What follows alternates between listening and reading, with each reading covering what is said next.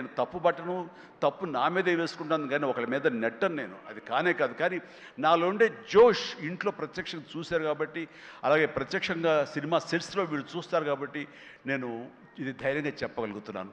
అందుకని ఏ సినిమా అయినా సరే కష్టపడే పని చేస్తాం, ఏ సినిమా అయినా సరే ఇష్టంతోనే పని చేస్తాం. కానీ కొన్ని సినిమాలు ఎగ్జైట్మెంట్ ఇస్తాయి, కొన్ని సినిమాల రిజల్ట్ అలాగే ఉంటుంది. అలాగే ఈ సినిమా ఇంత రిజల్ట్, ఇంత వెరీ గుడ్ విజయం మాకు లభించినందుకు, మాకు ఇచ్చినందుకు, దాంట్లో మధ్యలో ఒక వారధల్లాగా పనిచేస్తున్నటువంటి బయ్యర్లకి, డిస్ట్రిబ్యూటర్స్కి, ఎగ్జిబిటర్స్కి, ఈ కళకళలాడుతూ ఈ సంక్రాంతి ఇంత బాగా ఉందంటే అందులో ప్రధానమైన కారణం ఈ సినిమా. అందుకని ఈ సినిమాకు సంబంధించిన సంబంధం ఉన్న 50 మంది బయ్యర్లకి, వాళ్ళందరికీ కూడా నా హృదయపూర్వక ధన్యవాదాలు, అభినందనలు తెలియజేస్తాను.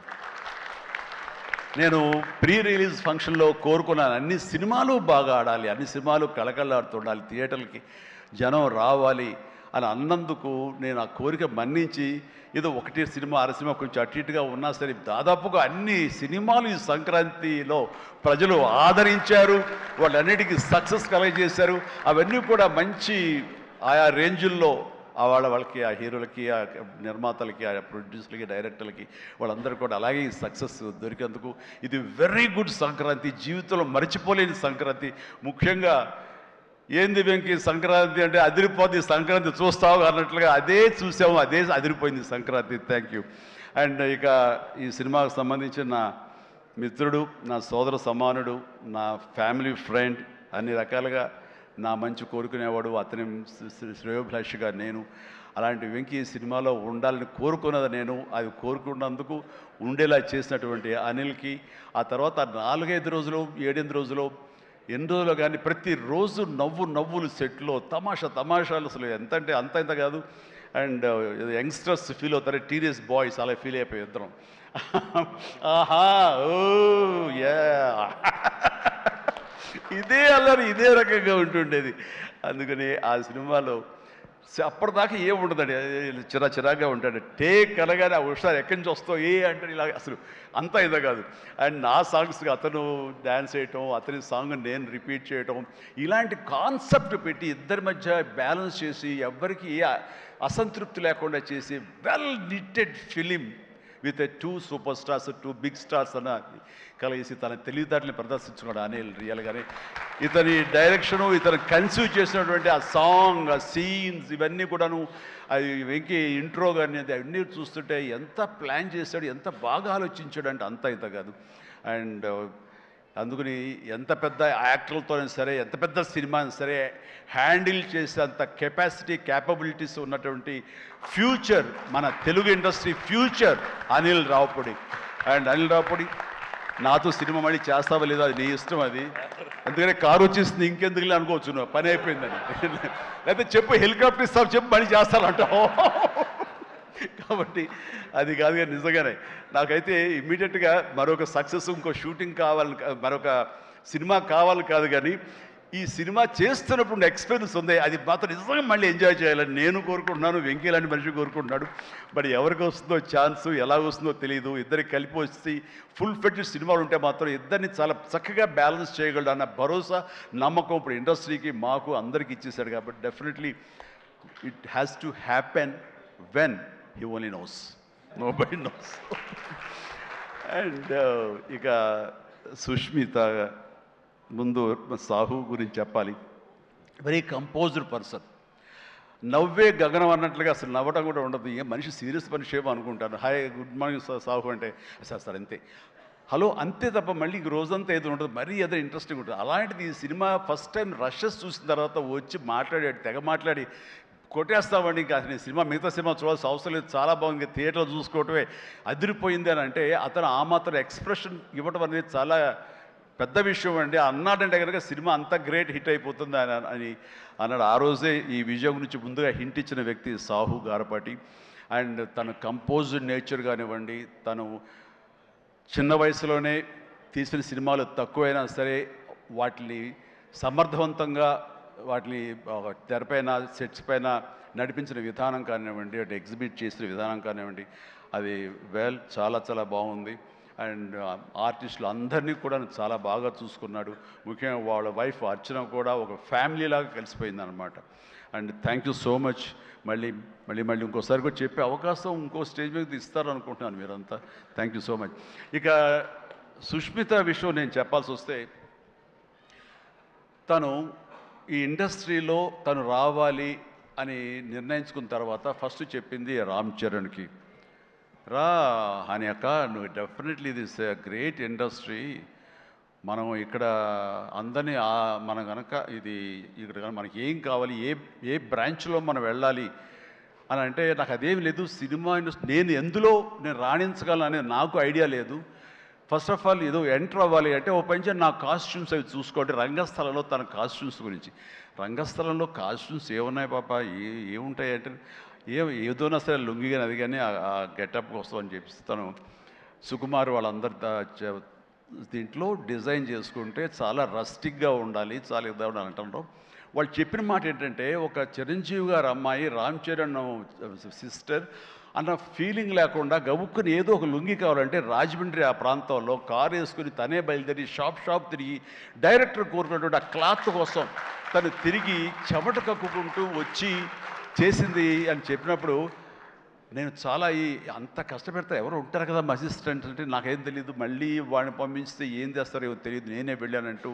అంటే కష్టానికి నెరవక నాన్న నుంచి కానీ తర్వాత తమ్ముడి నుంచి కానీ ఈ ఇండస్ట్రీలో రాణించాలంటే కష్టం ఒక్కటే పరమావధి, కష్టం ఒక్కటే నిజమైనటువంటి ఆయుధం, ఆ ఊతం అని తెలుసుకున్న మనిషిగా నాకు చాలా ఆనందం వచ్చింది.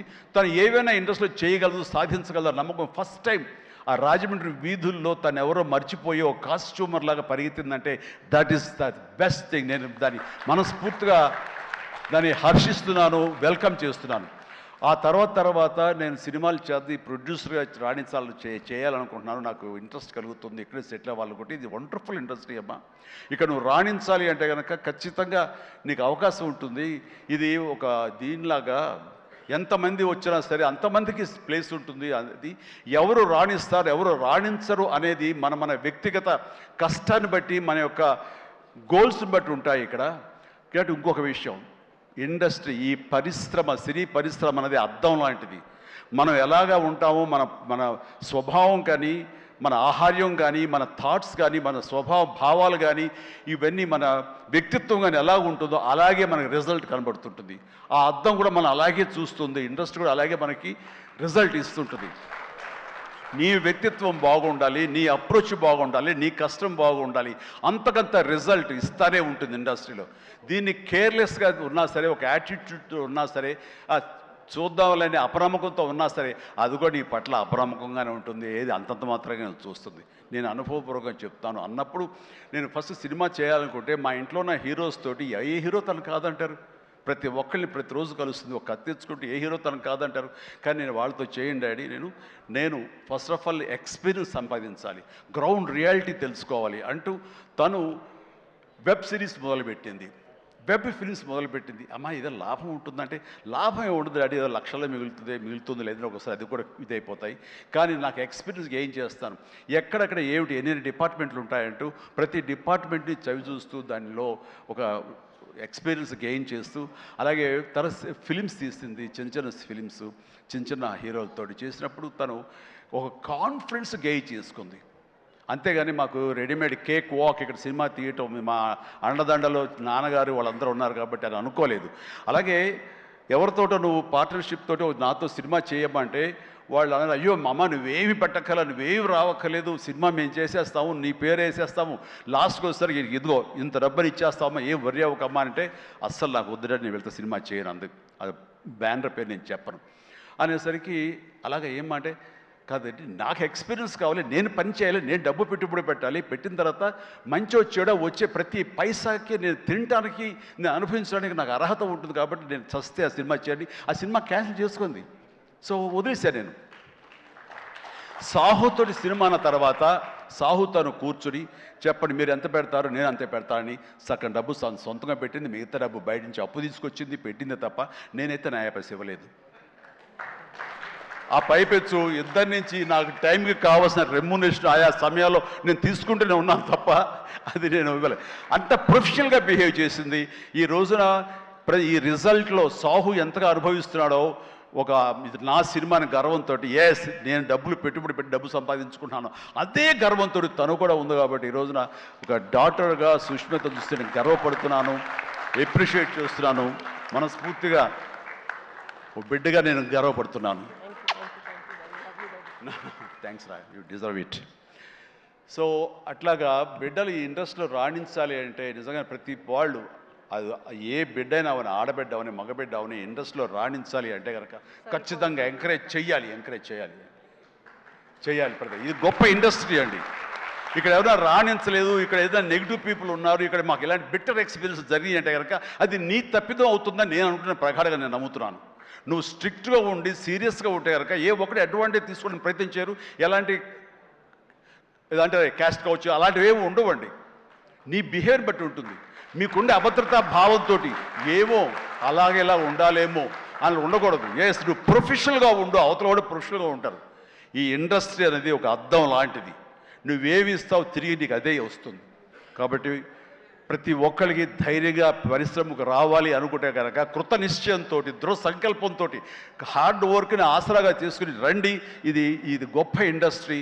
మీరు అందరూ రాణిస్తారు, చేస్తారు. అది ఆడబిడ్డలు కానివ్వండి, మగవాళ్ళు కానివ్వండి, ఎవరైనా సరే. సో అది నేను వెల్కమ్ చేస్తున్నాను. దానికి ప్రత్యక్ష సాక్ష్యం సుష్మిత, అలాగే దత్తు గారి పిల్లలు స్వప్న దత్, ఇలాంటి వాళ్ళందరూ కూడా ఎంతోమంది. ఇది ప్రధానంగా ఇంత డిస్ట్రిబ్యూటర్స్ తరపున మాట్లాడిన సుప్రియ, వీళ్ళందరూ కూడా ఆ స్థాయి వాళ్ళు. అండ్ తర్వాత ఇక లాస్ట్ టైం నేను టెక్నీషియన్స్ గురించి పెద్దగా ఫోకస్ చేసి ప్రస్తావించాను. ఎందుకంటే లాస్ట్లో నాకు మైక్ ఇస్తారు, అది ఒక్కోసారి నాకు శాపం అవుతుంది. అందరి గురించి విస్తృతంగా మాట్లాడలేను. బట్ దీనికి సంబంధించి భాను, కోరియోగ్రాఫర్ భాను, అలాగే విజయ్, మన మీసాల పిల్ల తీసిన విజయ్ కానీ, అలాగే ఈ హుక్ స్టెప్ వేసి ఇప్పుడు సెన్సేషనల్గా అదరగొట్టినటువంటి ఆడ సందీప్ వైఫ్ జ్యోతి, వీళ్ళందరూ ఇది ఒక గొప్ప అవకాశం మాకు. మమ్మల్ని మేము ఎగ్జిబిట్ చేసుకోవడానికి, మమ్మల్ని మేము చూపించుకోవడానికి ఇది గొప్ప వేదిక. ఒకప్పుడు ప్రభుదేవ, తర్వాత లారెన్స్, ఇలాంటి వాళ్ళు ఎంతోమంది నన్ను ఆధారం చేసుకుని నా మీద కంపోజ్ చేసి వచ్చారు. అండ్ అలాంటి భవిష్యత్తు మీ అందరికీ ఉంటుందని ఇప్పటికే అనుభవిస్తూ ఉంటుంటారు మీరు. ఆ జోష్ ప్లీజ్ అలాగే అనుభవించండి, మంచి ఫ్యూచర్ ఏర్పరచుకోండి. మీకు ఆల్ ద వెరీ బెస్ట్. కూర్చోండి. తర్వాత ఈ సినిమాకి లిరిక్స్ అందించేటువంటి కాసర్ల గారు, అలాగే రామ్ జోగశాస్త్రి గారు, అనంత శ్రీరామ్ గారు, ఆదిపట్ల గారు, భాస్కర్ పట్ల గారు, వీళ్ళందరూ చాలా చక్కటి లిరిక్స్ ఇచ్చి అన్నీ బాగా చేశారు. అయితే వీళ్ళకి వెనకాల వెన్నెముకలా నిలబడి ఇవి నా ట్యూన్స్ ఇప్పుడు రాసుకోండి అని భరోసాగా ఇచ్చిన బీమ్స్, ఎక్సలెంట్ బీమ్స్. ఎందుకో తెలియదు, ఈవేళ ఉదయం నుంచి మీరు మధ్యాహ్నం నుంచి సారీ ఫంక్షన్ బీరేజ్ కొంచెం డల్గా ఉన్నారు. ఏంటి కారణం నాకు తెలియదు. ఏమైనా అప్సెట్ చేశాడా? నెక్స్ట్ పిక్చర్ తీసేద్దాం చెప్పండి. మిమ్మల్ని మీరు ఎంతంటే అంత ఎక్సలెంట్ బీమ్స్. అండ్ సినిమా ఆద్యంతం ఇదే చాలా బాగా ఇచ్చావు. నేను ఇదివరకు సాంగ్ వినగానే చెప్పాను, ఇదివరకు విజయవాహిని వాళ్ళ సాంగ్స్ కానీ, మిస్ అమ్మ, ఇలాంటి సాంగ్స్ కొన్ని వింటుండగా లిరిక్స్ ఫస్ట్ వినపడేవి, ఆ తర్వాత వెనకాల మ్యూజిక్ వినిపించేది. మ్యూజిక్ డామినేట్ చేసేది కాదు. అండ్ అలాంటి ట్రెండు, అలాంటి ఒరవడి నడుస్తున్న ఈ సందర్భంలో మీరు చక్కటి మ్యూజిక్, ఒక పడవ ప్రయాణం లాంటి మ్యూజిక్ ఇచ్చారు. అందుకనే ఈ రోజున ప్రతి ఒక్క ఫ్యామిలీ కూడాను ఆ మీసాల పిల్లకి వాళ్ళు కనెక్ట్ అయిపోయారు. వాళ్ళు అది ఆస్వాదిస్తారు, అలాగే డ్యాన్సెస్ మనకు చూపిస్తారు. మిగతా సాంగ్ కానీ, అలాగే సంక్రాంతి సాంగ్ నా మీద, వెంకీ గారి మీద, ఆ సాంగ్ కానివ్వండి, ఏదిగా చెప్పండి ప్రతిది. అలాగే ర్యాప్ సాంగ్ మీరు అంత బాగా ఇస్తారని ఎవరు ఊహించలేదు, నేనే ఊహించలేదు. అది ఆ సాంగ్లో అంత బాగా దాన్ని కంపోజ్ చేసిన కుర్రవాడు వీళ్ళందరూ అన్ని చాలా బాగున్నాయి. అండ్ ప్రతి ఒక్కరికి ఈ సందర్భంగా నేను ధన్యవాదాలు తెలియజేస్తాను. మీ అందరి కంట్రిబ్యూషన్ లేకపోతే ఇది మేము అనుభవించడం కాదు. అండ్ ఇక ఈ సినిమా 85 డేస్లో ఫినిష్ అయింది అంటే నేను అనుకున్నా, అబ్బా వాట్ ఏ గ్రేట్ క్రెడిట్, అందరు ఇట్లా ఉండాలి అనుకున్నాను. కానీ దాని వెనకాల ప్రధానమైన పాత్ర వహించింది సమీర్ రెడ్డి, డిఓపి. నేను షార్ట్ మధ్య కొంచెం టీయో, కాఫీయో, ఏదో స్నాక్సో ఏదో తింటూ అలవాటు. షార్ట్ చేశాను, వెరీ గుడ్ అంటే ఇలా కూర్చోబోతుండగా షార్ట్ రెడీ అన్నారు. లెక్కకుండా నేను కూర్చోకుండా లేచిపోయాలి. అంత ఇది ఎగ్జాజరేషన్ కాదు. చేతిలో టీ కప్పు పక్కన పెట్టి వెళ్ళిపోయిన సందర్భాలు ఎన్నో ఉన్నాయి. అండ్ అంత ఫాస్ట్గా చేసే కెమెరామెన్ నేనైతే ఇంతవరకు చూడలేదు. అలాంటి కెమెరామెన్ ఫాస్ట్గా తీయటమే కాదు, అందంగా చూపించడం కానివ్వండి, లొకేషన్స్ బ్యూటిఫుల్గా చక్కగా చెక్కి వాటిని తెర మీద ఎక్కించడం కానీ, ఈ రోజున ఈ సినిమా ఇంత బడ్జెట్ లోపల ఇంత పర్ఫెక్ట్గా అయిందంటే ప్రధానమైన కారణం సమీర్ రెడ్డి. చాలామంది ఇది కంప్లైంట్ కాదు కానీ చాలామంది అవుట్డోర్ యూనిట్ బిల్లు పెంచేస్తున్నారు. పెంచడానికి గల కారణాలు ఏమిటో వాళ్ళకే తెలుసు, వాళ్ళకే వదిలేస్తున్నాను. నాకైతే తెలియదు ఆ విషయంలో. కానీ ఇతను యూనిట్ బిల్లు 2 లైట్లు అటు ఇటు ఉండేది, ఇంకో లైట్ అలా ఉండేది, అంతే 4-5 లైట్లు కనిపించేది. కానీ మరి తెర మీద చూస్తే బ్రహ్మాండంగా ఉంది, అత్యద్భుతంగా ఉంది. అంటే అతను చూసి అందరూ నేర్చుకొని అన్నాను, ఎవరి క్రాఫ్ట్ ఎవరి చెక్కుడు వాళ్ళది. కానీ ఇతను మాత్రం నాకు బాగా నచ్చాడు. అండ్ ఇతని రవి మన అనిల్ కూడా వాళ్ళిద్దరికి మంచి సింక్రనైజేషన్ అయ్యింది. అండ్ ఈ సినిమా నేను చెప్పాను మొన్న సభలో, ప్రీ రిలీజ్ సభలో, ఇది ఫస్ట్ ఈ సినిమా అసలు సూపర్ హిట్ అయిపోయింది రిలీజ్కి ముందే. ఎందుకంటే బడ్జెట్ వైజ్గా కానీ డేట్ వైజ్గా కానీ with in the budget with in the limited టైంలో కానీ ఈ సినిమా ఫస్ట్ టైం ఇలా అయ్యింది. ఇది మీరు చూసి నేర్చుకొని నేను ఎవరికి సలహాలు ఇవ్వట్లేదు, అలా కాదు, మా ఎక్స్పీరియన్స్ మీకు చెప్తున్నాను అంతే. అండ్ అయ్యింది అక్కడే సక్సెస్ అయింది, అక్కడే ప్రొడ్యూసర్స్ ప్రాఫిట్ వచ్చేసింది, లాభాలు వచ్చేసినాయి అక్కడ. ఆ తర్వాత యావరేజ్గా అయినా సరే అవే లాభాలు ఉండేవో. ఇంత సూపర్ హిట్ అయింది కాబట్టి ఎక్స్ట్రా బాల్స్ కొంత రావచ్చు, అది ఎంతో నాకు చెప్పకండి, మళ్ళీ నా రేట్ పెంచేస్తాను. ఇంతలో అడిగితే చెప్పలేదండి ఎంత వచ్చిన లాభాలు. చెప్తే నేను అడుగుతానే భయం ఏదో ఉంది వాళ్ళకి, సాహు కానీ సుష్మిత కానీ. సో నాకు ఇంతకీ తెలీదు, ఆ లెక్కలైపులో నేను వెళ్ళన్నది నాకు. అండ్ ఇంకా నా తోటి నటినట్లుగా వస్తే కనుక ఇక్కడే ఉన్నారు హర్ష కానీ, వెళ్ళిపోయి ఉంటాడే, ఉన్నా బాబు నా థ్యాంక్స్. హర్ష పాపం, హర్ష ఈ సినిమాలో తన ఎంతో ఉత్సాహంతో ఉన్నాడు. అండ్ నాకు నా ఫ్యాన్ అంటాడు, నిజమనే తెలియదు, అందరి దగ్గర అదే మాట అంటాడేమో. కానీ నా సాంగ్స్ అవి అలవోకగా పాడుతూ గుర్తుంచుకుని పాడుతుండే, ఎవరి పాట అంటే ఎవరి పాట అంటారంటే మీదే సార్, నా పాట ఓకే నాకు గుర్తు రావట్లేదా, ఎప్పుడో ఇది పల్లెటూరు మొనగాడు గోండా ఆ పాటలు పాడితే ఎట్లాగయ్యా అంటే, లేదు సార్ మేము అదట్లేదు అంటే అంత ఇదిగా అతను ఈ సినిమాలో ఆ సాంగ్స్ అవి నాతో మాట మంచి ఎంటర్టైన్గా ఉంటూ ఈ సినిమా చేస్తున్నందుకు చాలా చాలా ఆస్వాదించాడు, బ్రహ్మాండంగా ఎంటర్టైన్ చేశాడు మమ్మల్ని. అయితే మధ్యలో కాల్ ఇరిగింది, అది ఎవరి శాపం నేను చెప్పలేను. కానీ ఆ టైంలో కూడా అతను ఎంతో డిసప్పాయింట్ అయితే, నో నువ్వు ఉంటున్నావు సినిమాలో అంటూ చక్కగా తెలియకుండా సినిమాలో దాన్ని డిజైన్ చేసి అతని చేత చేయించడం చాలా happy. And Harsha you do a fantastic job, బాగా నిండుదనం వచ్చింది. And very good, I appreciate. And ఫర్దర్గా మళ్ళీ ఎక్కడ అవకాశం వస్తే నాకు ఇవ్వు, ఛాన్స్ కలిసి చేద్దాం, నువ్వు ఇవ్వాలి. అండ్ అట్లాగే ఎస్ కాదు ఇలా చెయ్యాలి అనగానే అక్కడ బ్లాక్ డ్రెస్ వేసుకుని ఒక వ్యక్తి ఉన్నాడు, ప్రకాష్. అందరి గురించి మాట్లాడుతున్నా, నా గురించి మాట్లాడాను. ప్రకాష్ నువ్వు నా మనసులో ఉన్నావయ్యా.